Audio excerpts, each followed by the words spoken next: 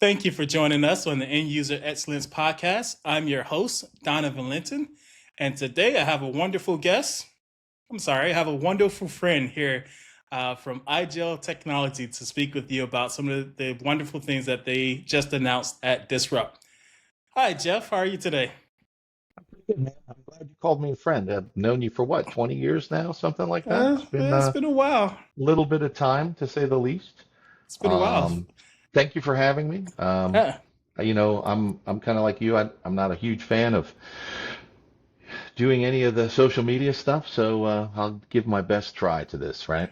Nah, you actually have uh, quite a bit to offer because you're what I like to call a jack of all trades, but you're actually more of a elevated version because most jack of all trades know a little bit about everything. I think you know a lot, so Hmm. and I think you have a lot to offer us. Well, that's yet to be proven, right? Uh, So I have enough. I believe in it, and I know it to be true. So we don't have to my prove it question is, anymore. how do I get one of those Flex Key t-shirts? That's I what I will want. have one in the mail for you All right. after I talk to my marketing person. Right. Fair Um, enough. so, yes, I guess starting right there, tell us a little about yourself and what you do at IGEL. Sure. I mean, depends on how much you really want to know, but for me, I've been doing technology stuff since I knew what technology was. Always taking stuff apart. It's kind of how I got into this whole thing. Long story short, went through photographic arts industry. I had a printing shop, and then kind of got involved with a reseller of IGEL back in the early 2000s. Met Mr. Kahlberg, who you also know, and Hmm. kind of grew from there. So, been doing the IGEL thing for about 20 years in one capacity or another. I'm a Linux and Unix guy, so that kind of fits in really well with the whole ecosystem that we're in. Um, and today I run the pre-sales team here in North America. So, yeah, all of the stuff prior to the sale, all the things, all the fun proof of concepts, trying to get the customers to understand what we do and find proper solutions for them. That's my team. Yeah. And I'm going to make a statement here, one that you probably haven't even thought about it, but I'm going to make a statement and say you're the longest standing member of the IGEL community in North America. So that's quite possible, I think. So when it comes to so there's a whole situation that, but when it comes to the people that were part of the IGEL Sales America that happened in 2014, there are two of us. It's Greg Kingston and myself, but prior to that, you're probably correct. Yes. Yeah, I would challenge anyone to challenge me on that. And honestly, I don't know so much about some of the people that are still there in development, but that is probably close to being true for worldwide. Yeah, the development folks. I mean, there's a lot of people that were here back in the very first days. If you remember the attic videos that we used to do, you have Frank Bierman, Klaus Lang, the people that were here at the very, very beginning with Heiko and everything else. So they've been here a little bit longer than me, I'd say. But again, some of those people have retired. So longest This is true. standing number is This my is true. Only statement. some of them, though. Only some of them. Yeah, yeah. So I would think you'll be hard pressed to find someone who's actually been in the IGEL community longer than you. So I'm not even sure you thought about that because you're a humble guy. But North Yeah, America, I don't think there you can find anyone. you can't say that you're humble, right? If you're humble. That's one of my favorite things. When people say I'm humble, I'm a humble guy. You're not humble. You can't really say that, right? Yeah, So thank you for the thank you. yeah, yeah. So I mean, you've been involved with IGEL for well over 20 years. Can you give us some of that history of like how you started in IGEL? So, well, like I mentioned, I was originally in the photographic arts industry, and I started a printing thing, and then I started doing some consulting work. And so I had a good friend who was a Linux guy as well, and he turned me on to these products. And because of that, I met the aforementioned Jeff Colbert, who worked at what was the largest reseller of IGEL at the time, based out of Cincinnati, and he Right. hired me.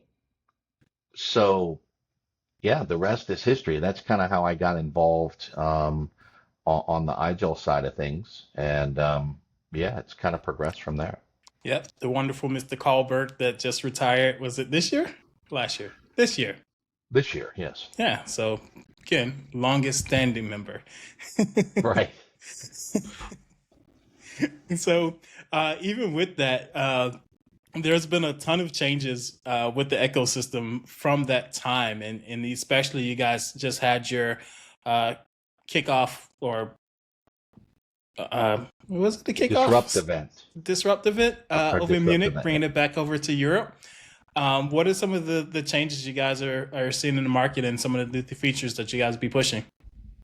So, one of the really cool things, right? Obviously, we have our new CEO, Klaus Osterman, who took over last year. Has some really innovative thoughts and direction for the company. And as you know, as you were an IGEL employee at one time as well, um, you know, all of our use cases are not necessarily VDI based. And so this is one of the main focuses that we're doing right now too, is taking a look at all of the other use cases where our secure operating system can really fit. And that's something that we are now focusing a lot more on the security aspect of what our operating system is. It's always been built with security in mind from the ground up, Hmm. and we really fit in the middle of your security model, right? So we have this new preventative security model where IGEL is at the very center of all of your security postures, so that we can fit in with your identity management. We can fit in with your, we want to get rid of monitor, detect, and remediate. Why not start with something that's secure from the very get-go? Yeah, definitely. And we can see that, especially as you guys have moved over to OS 12, like the amount of applications that are allowing you guys to kind of shift from that VDI focused market and be more of a secure endpoint for whatever work type of workloads you guys may have there. Um, and I think that virtualization shift is how you guys have stayed ahead of the curve. Absolutely. And we're not abandoning any of that philosophy either, right? I mean, the concept is, if you are moving all of your workloads into the cloud so that you can be more secure, right? And you take all of that in the cloud, you can manage patches, you can do all of your security updates, and you're trying to ease your management capabilities, make it a lot simpler to manage. Why have the same operating system on the endpoint and introduce all of those same challenges that you just moved into the cloud? Why not use an operating system that's really designed in a small, secure, modular way so that you reduce your attack footprint and you have a secure by design operating system delivering those workloads to the desktop? So we're not abandoning that either.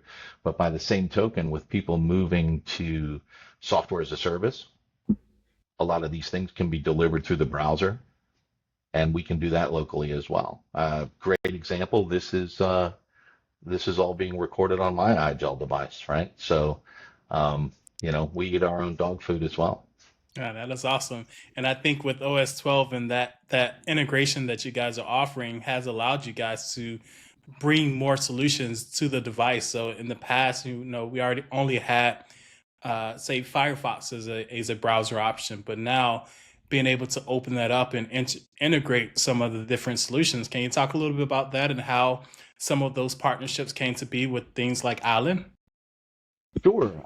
So obviously, the need for a secure browser that really allows the enterprise to take control over what the end user is able to do and able to view and copy paste all of those important things. So we have Island, we have Citrix Enterprise Browser, we have Microsoft Edge these days, Chromium, as well as Firefox. So the smorgasbord of browsers that are available to the end user and to the enterprise is wide open, right? We have the opportunity to completely manage all of those bits and pieces. And yeah, how did the partnerships come about? I don't know that we really have enough time to talk about all on here, but let's just say we have some really, really strong partners. Um, and everybody's really excited to be able to partner with someone that has a secure operating system, out of the box.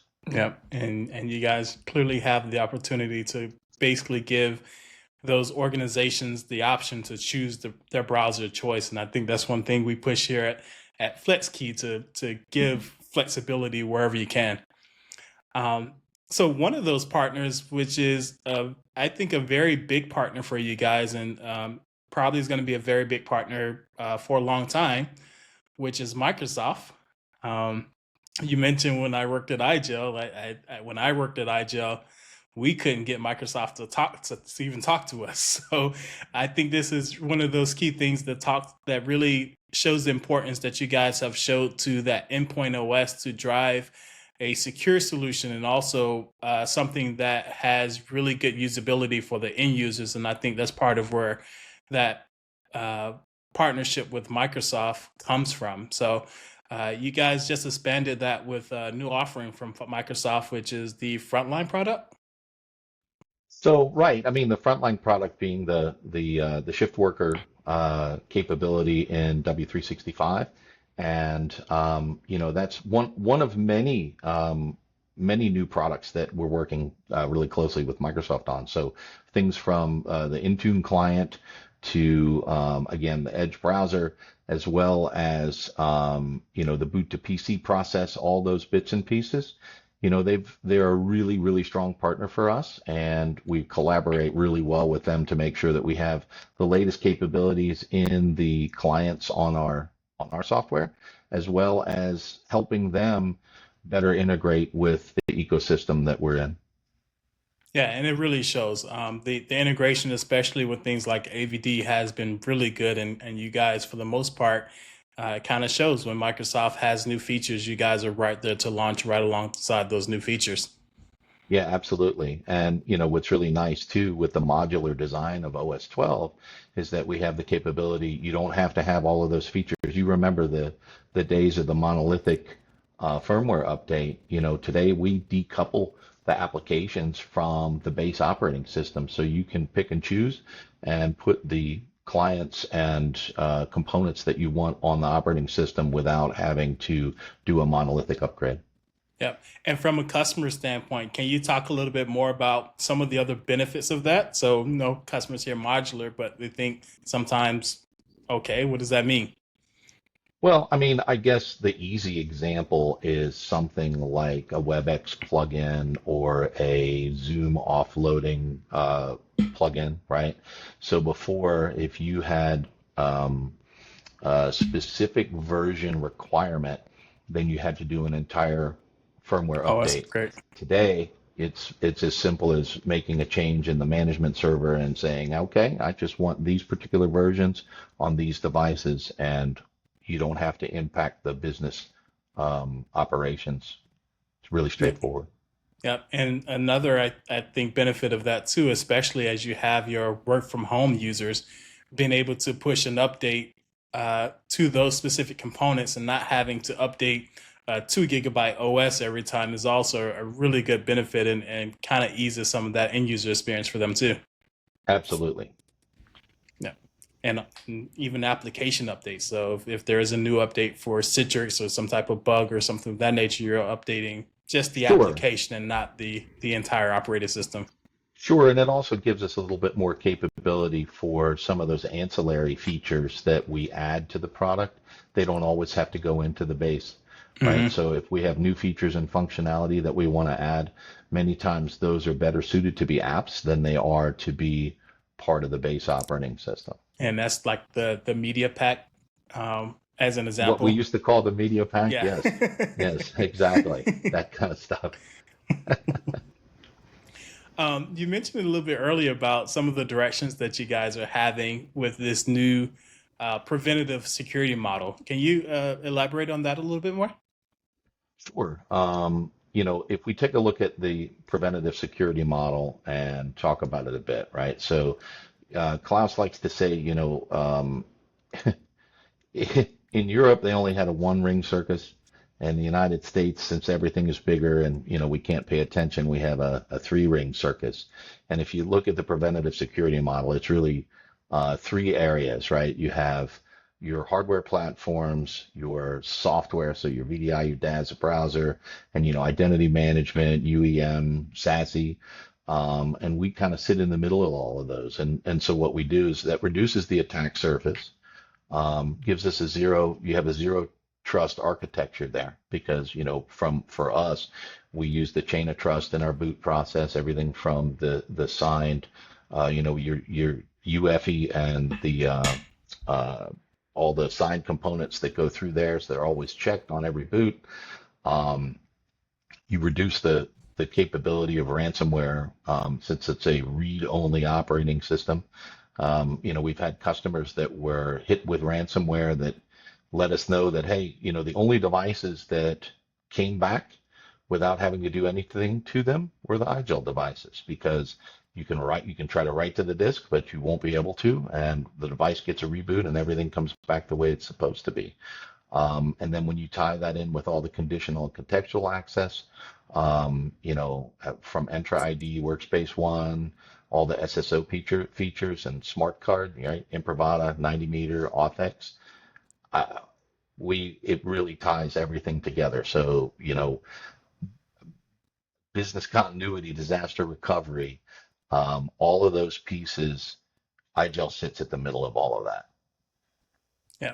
And I think a really cool piece that you guys have taken on too is giving the customer the options, because I know at one point in time it's like, this is secure OS, you don't have to do anything on it, you don't have to worry about anything being installed on it. But you guys have opened it up a little bit more to things like decks and allowing customers to get more insight into it. I think you guys made an announcement for Intune, which again just gives the customer more information about those devices. And especially I spoke about the work from home user. So understanding what's going on with the device from a networking performance issue, I think is really cool from that perspective and that modular design as well. Absolutely. I mean, things like, Control Up, Liquidware, all of the great partners that we have for looking at that type of data from the device. IGEL has an insight service as well. So all of these bits and pieces so that people understand what the performance is like, where the problems might lie, and being able to monitor all of that. But it's their choice which direction they decide to go, and that's really become one of the big key differentiators between OS 12 and OS 11, and our competitive products too. Yeah. I have a couple of questions about some of the announcements that you guys have recently made at Munich. The first one being IGEL App Creator Portal. Can you talk to us a little bit about that? Yeah, absolutely. So the App Creator Portal is really cool. So anyone that's had their hands on the SDK, if you like building software, it's a lot of fun.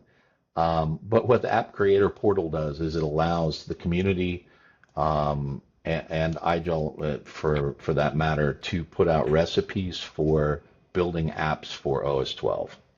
What does that actually mean?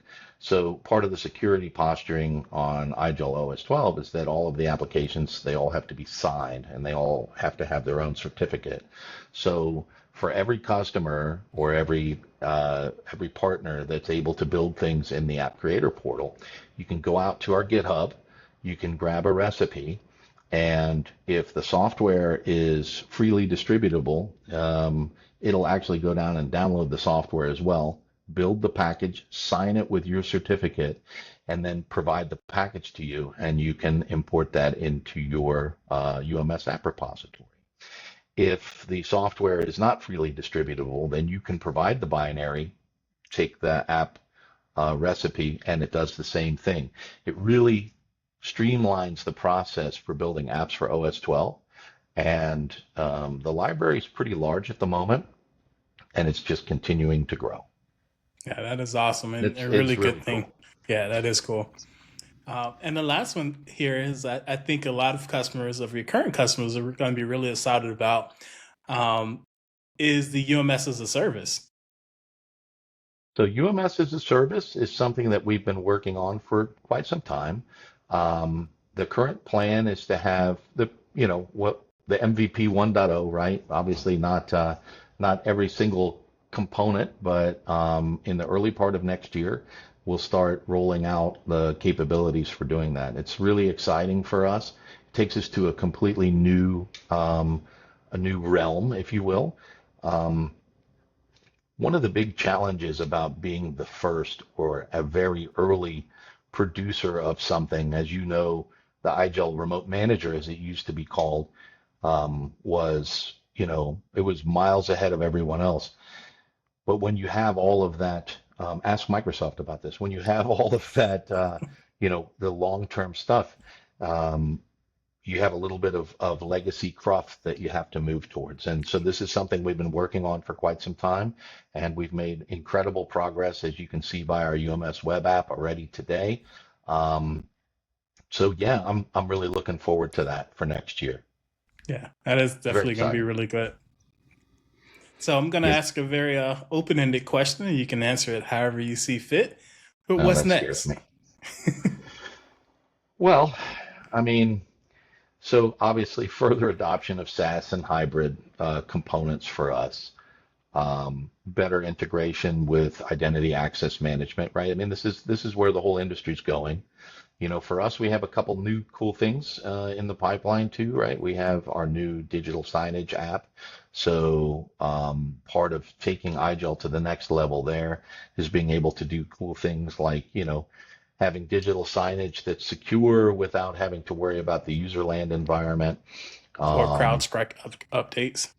or CrowdStrike updates. We have business continuity and DR programs, so some really cool stuff there where um, uh, if someone is not interested in removing their existing operating system from the endpoint but needs a disaster recovery program, we have a couple things in place for that. Um, that we have a little IGEL save me IGEL button, like a 911 button. Very cool. Those will probably be in high demand at some point. We have a new swag store, igel.com/store, I think. So how many years have we been asking for that one? Uh, Do they have hedgehogs there? If no hedgehogs, I'm not going. No, you should um, go though. I have hedgehogs here. Um, so yeah, I mean, again, continuing to partner, we're adding partners to the IGEL Ready program constantly. We have tons and tons and tons of great partners that are coming on board. Yeah, it's an exciting time. You know me. If I mean, I'm like I said, I'm a Linux guy. I love our product. I've been here for a really long time. People ask me why I'm still here, and it really is. It's the product, and it's the people, and it's the community that I've been working with all this time. And I think we really do a fantastic job at everything we do. And so, yeah, I mean, for me, it's always been exciting. Yeah, and that passion really shows for us, Jeff. So it's been exciting following along with you guys. I hope to see. I'm excited to see some of the things that you guys will be coming out in the next year, and we'll be right here alongside you. Yeah, and thank you. This is my first podcast. This is my first vodcast. So, I hope I didn't do too poorly, Mm, and I look forward to doing more with you, my friend. you're awesome, and thank you for your time, and thank you for agreeing to meet with me. Yeah, Didn't. I don't know why I did, but I'm here. Yeah. Again, thank you everyone for joining. This was the End User Experience Podcast. My name is Donovan Linton. Until next time.